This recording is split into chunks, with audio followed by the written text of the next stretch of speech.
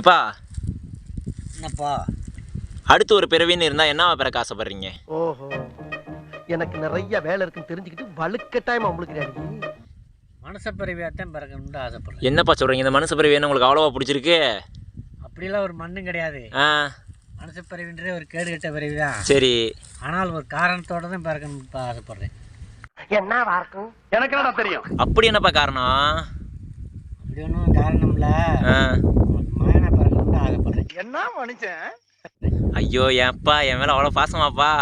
ஏதோ முத்துக்கு முத்தாக படத்தில் மாதிரி அடுத்த ஒரு ஜென்மத்தில் நீங்கள் என் பிள்ளையா பிறக்கணும், உங்ககிட்ட பட்ட கடன் நான் வந்து அடைக்கின்ற மாதிரி நான் இப்போது உங்ககிட்ட கஷ்டப்பட்டுக்கிறதுனால அடுத்த ஜென்மத்தில் எனக்கு மயனாக பிறந்து என் கஷ்டத்தை திணிக்க வர்றீங்களாப்பா? रुको जरा सबर करो. அவன் நோட்டாங்க. இந்த பிறவில எனக்கு மயனா பிறந்து என்னென்ன பாடுபடுத்தினியோ, ஆமாம், அடுத்த பிறவில உனக்கு நான் மயனா பிறந்து உன்னைய பாடாப்படுத்தணும். ஏப்பந்தா உங்களுக்கு ஒரு இது என்னடா அது புது ட்ரெண்டா இருக்கு, புதுசா கண்டுபிடிச்சு அடிக்கிறாங்களே.